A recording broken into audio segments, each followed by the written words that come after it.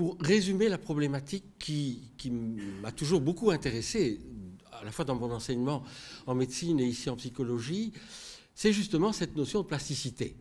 Probablement que ce concept est un des plus féconds, un des plus importants. Il se réfère bien sûr pas simplement à un aspect conceptuel et purement théorique, mais il se réfère à des tas de propriétés des systèmes de traitement d'information, des propriétés à la fois macroscopiques au niveau de l'encéphale, mais aussi des propriétés extrêmement complexes qui nous renvoient à des mécanismes cellulaires et moléculaires qui ont été mis en évidence par un grand nombre d'équipes de par le monde, mais qui ont trouvé évidemment une consécration, cette recherche sur la plasticité, par le prix Nobel qui a été attribué à Eric Kandel en l'an 2000, prix Nobel de médecine, Eric Kandel ayant été un de ceux qui ont le plus poussé les études, si vous voulez, jusqu'au niveau vraiment microscopique, cellulaire et moléculaire, de ces aspects de la plasticité. Et je crois qu'aujourd'hui, certainement que ce thème-là, qui est très transversal, parce que c'est une plasticité aussi bien des systèmes sensoriels, des systèmes moteurs, des systèmes cognitifs en général, donc c'est très transversal à l'ensemble de l'étude du système nerveux, c'est certainement un des chapitres les plus fascinants, je trouve, qui soit.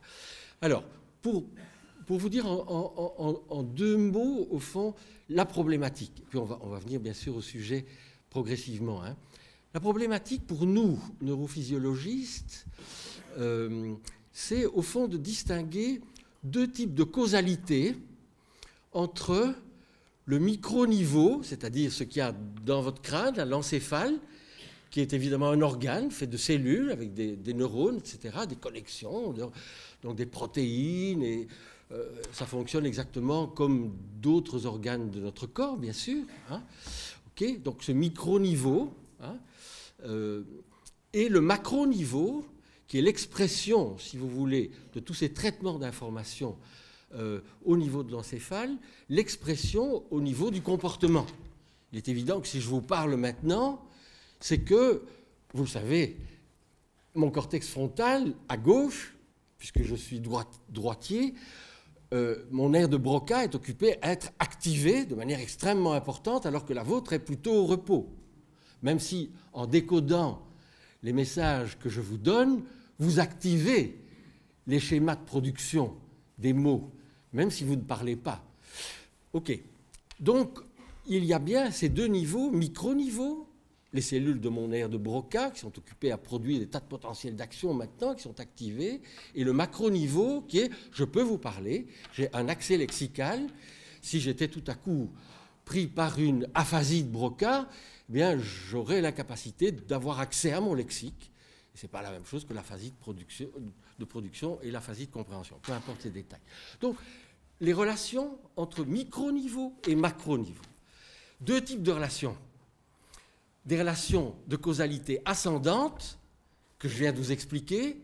Si je peux vous parler, c'est que pour l'instant, le micro-niveau, c'est-à-dire mon aire de Broca, elle est occupée à être active, à consommer beaucoup d'énergie. Si j'étais dans une technique d'imagerie cérébrale fonctionnelle, je la verrais consommer du glucose et de l'oxygène, et je pourrais montrer cette activité particulièrement importante. OK ? C'est bien une causalité ascendante. Le macro-niveau, mon langage que je produis maintenant, dépend du micro-niveau et de l'intégrité, du bon fonctionnement de mon système. OK, ça c'est relativement élémentaire. Mais il y a une autre causalité qui est beaucoup plus intéressante et beaucoup plus stimulante, surtout lorsqu'on s'interroge sur les connexions ou les interrelations qu'on peut avoir entre neurosciences et éducation et enseignement. C'est ce qu'on appelle, en termes un peu techniques, c'est la causalité descendante.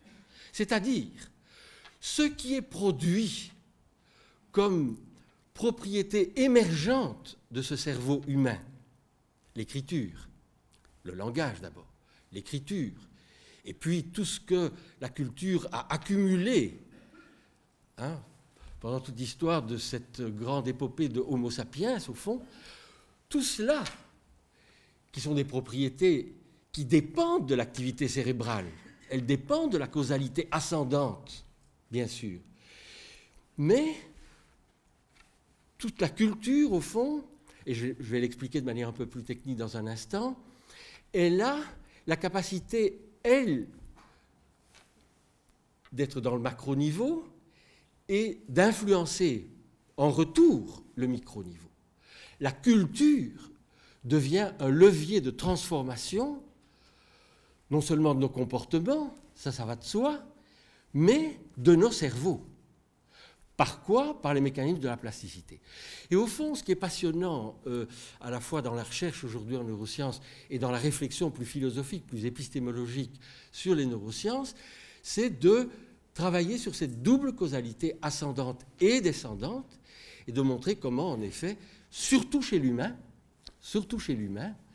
où les mécanismes de plasticité qui se trouvent déjà chez les animaux, mais sont configurés d'une manière probablement radicalement nouvelle, hein, par ces mécanismes de plasticité, au fond, notre cerveau change.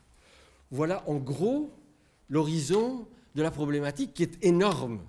C'est un travail très important si on voulait aborder tous ces différents aspects.